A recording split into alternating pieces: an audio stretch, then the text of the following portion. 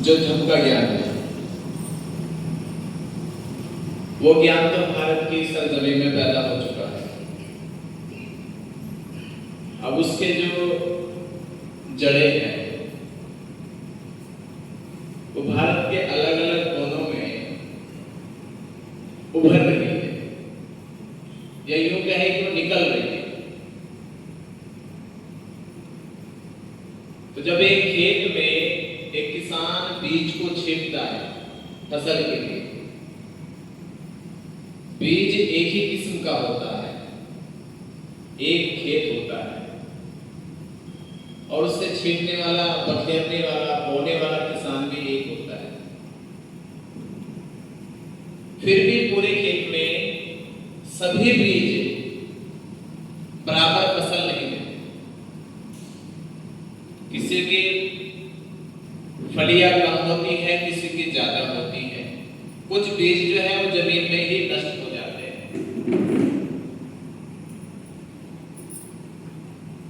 तो हम बात कर रहे हैं भारत में धर्म के प्रचार प्रसार को लेकर, जो भी बात धर्म से जीने के लिए बुद्ध ने इन सभी बातों का एक अंत कर दिया। वह अंत है विवेक। कर दिया विवेक। शास्त्र क्या कहते हैं, 1000 विद्वान लोग क्या कहते हैं, परंपराएं क्या कहती है,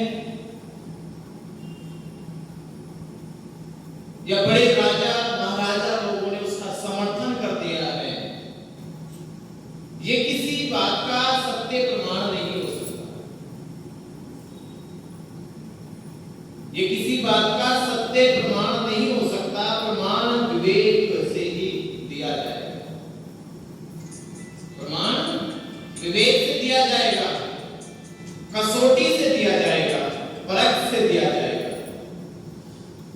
जब तक विचार संस्कारों का आप परीक्षण ना कर ले, उसका निरीक्षण ना कर ले, उसे अपने जीवन में उतार ना ले, और उतारने के बाद उसका अनुभव ना कर ले, तब तक वह विचार केवल खोखा है, खाली है।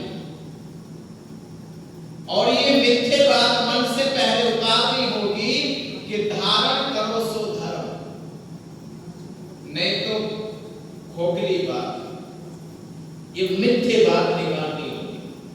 पर भारत में नहीं, पूरे संसार के लोगों को यही पाठ पढ़ाया जाता है, धारण करो सो धर्म। यही पढ़ते हैं, धारण करो लोगों धर्म, यानी धारण करने की चीज धर्म है। तो धारण करने की चीज धर्म है, उसे हम कैसे समझें? अभी आप में हमारे अध्यक्ष जी ने कहा कि कुछ पाखंड है। पाखंड क्या है? मैं कहूँ वो पाखंड नहीं है, नासमझी है। नासमझी ही पाखंड का दूसरा नाम है। जब आप